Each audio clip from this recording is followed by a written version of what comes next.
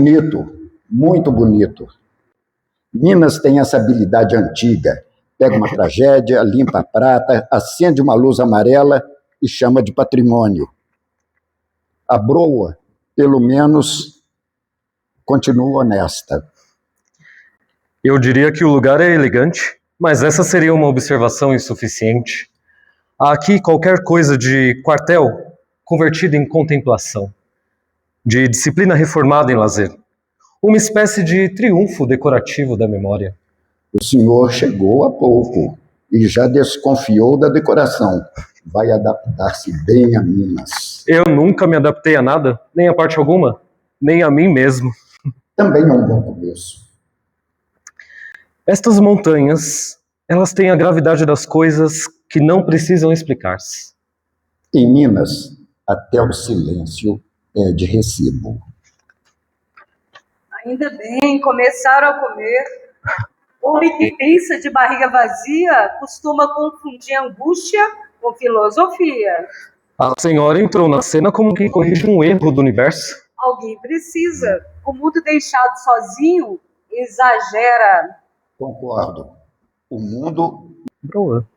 Vamos aqui dividir a broa também. É curioso. Há lugares que convidam à meditação. Este aqui convida ao café. E digam-me, o que faz um poeta num hotel como este? Depende do poeta. Alguns observam a paisagem, outros observam a conta. Outros agradecem a toalha limpa, o pão quentinho e o milagre de ainda haver mundo para reparar. A senhora reintroduz a matéria na conversa com uma espécie de autoridade doméstica. Doméstica nada, altíssima.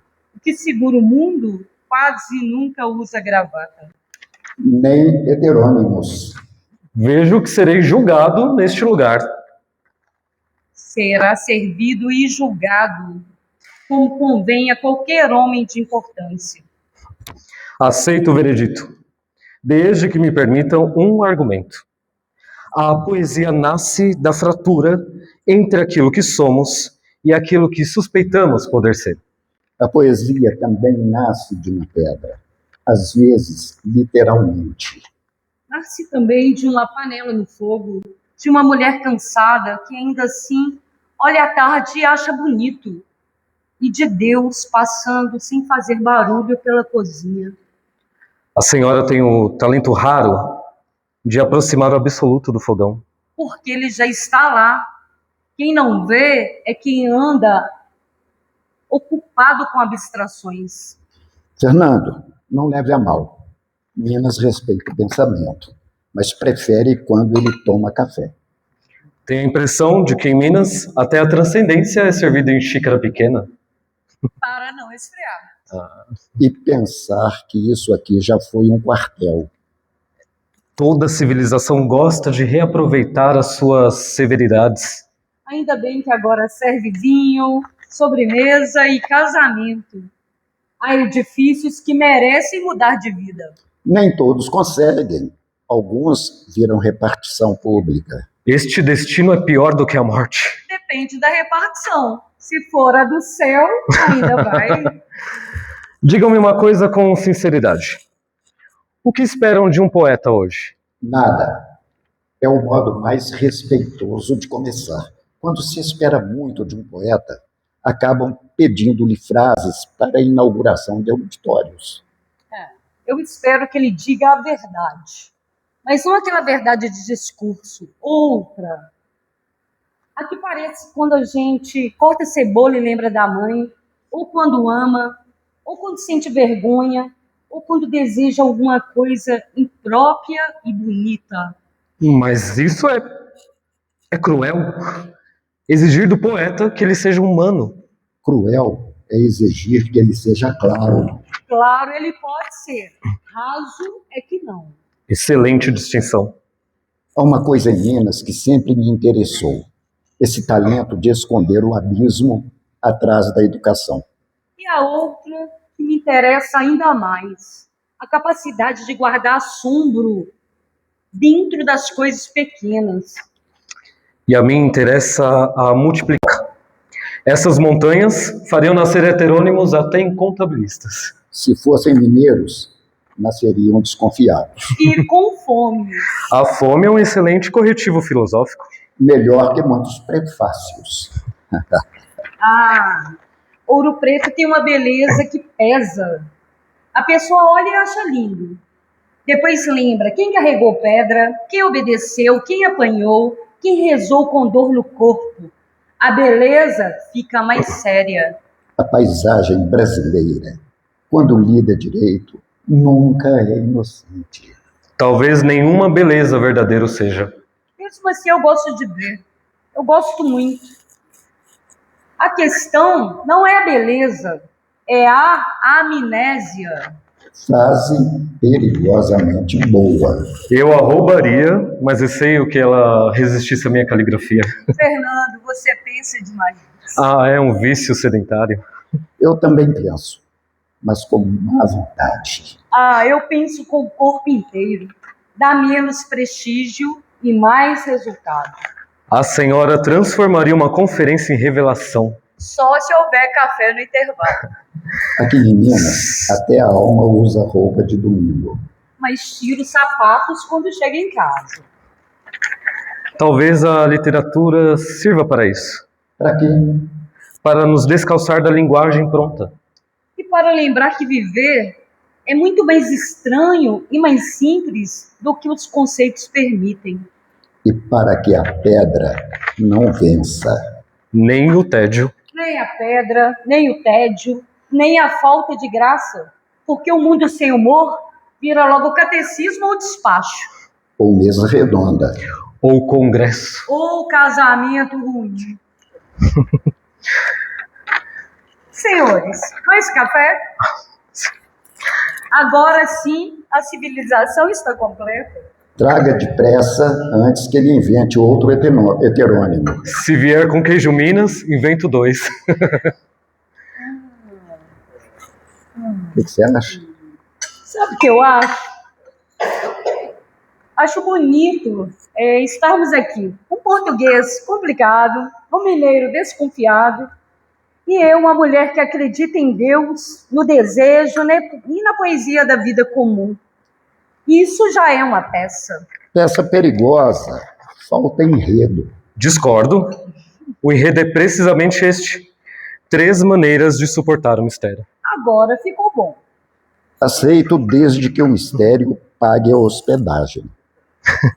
Um brinde à multiplicidade. A lucidez possível. A graça, que sem ela ninguém aguenta, nem história, nem literatura, nem a si mesmo. Bem, experimentando doce. Isso aqui está perigosíssimo. O doce de leite é a forma mineira de suspender temporariamente o juízo moral.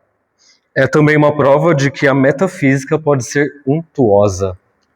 Mais café, porque discussão literária sem reforço costuma acabar em exagero.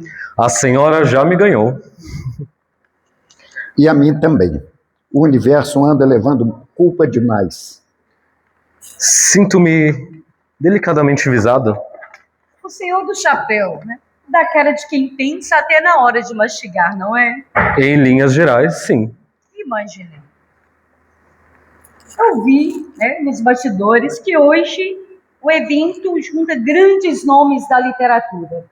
Por isso vim ver de perto, porque grandes nomes, às vezes, é só gente magra e fotografia séria. A senhora acaba de resumir boa parte da história literária. E com mais eficiência do que muito colóquio.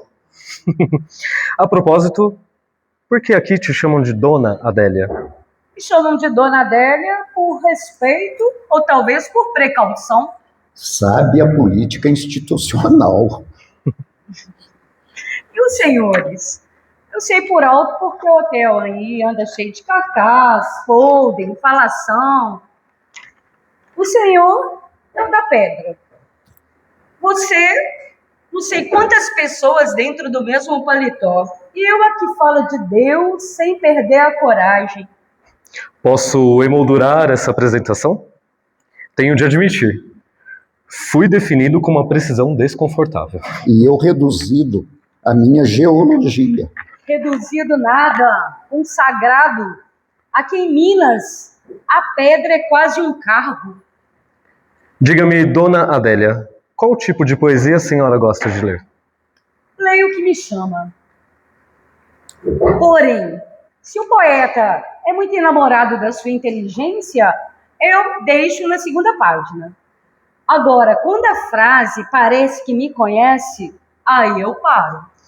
Essa é a melhor crítica literária da noite. E sem jargão. O que prova que o jargão não era indispensável. Nunca foi. Só dá mais trabalho para quem ouve. Bonita a vista, né? Muito, muito bonito. Muito. Pois é. O povo vem, suspira, tira retrato, fala que energia.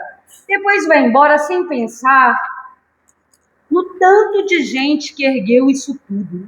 A beleza sem memória vira consumo. Eu não conseguiria dizer bonito assim, né? A senhora tem o inconveniente talento de desmontar formulações excessivas. É defeito antigo de planilha. Gostaram da broa? Profundamente. Ainda bem. Seria triste reunir tanta literatura e errar justamente no essencial. Estou de acordo. Civilização é café certo e cadeira firme. E vista adequada à inquietação. Vista boa ajuda, mas não resolve gente complicada. Sinto-me outra vez interpelado pelo real. Fernando, aceite. A Adélia é o acontecimento dessa peça. Finalmente surgiu alguém sem vocação para o monumento. Monumento é bonito de longe, de perto, só dá um trabalho danado para limpar.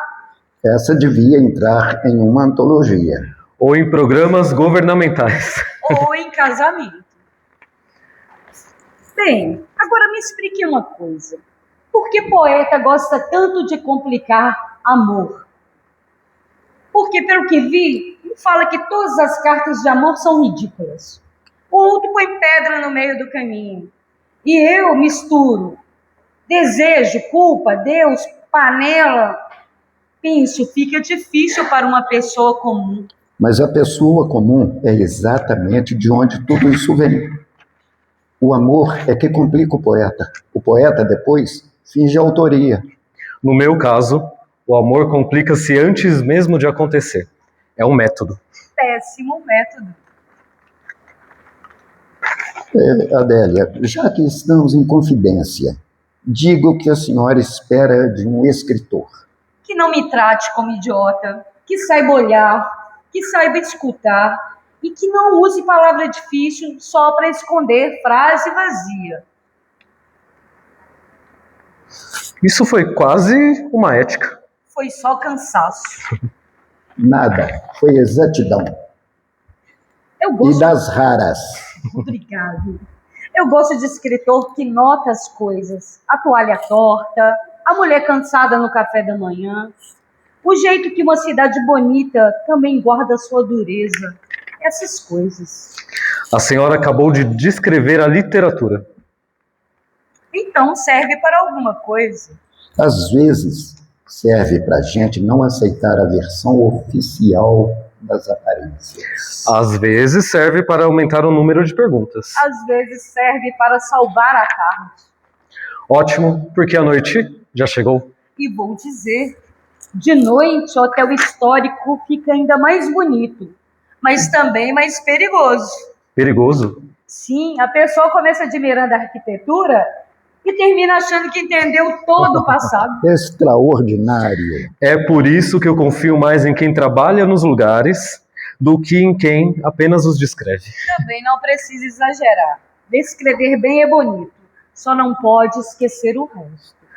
A senhora, sem querer, está a formular uma poética. Pois guardem aí no caderninho de vocês.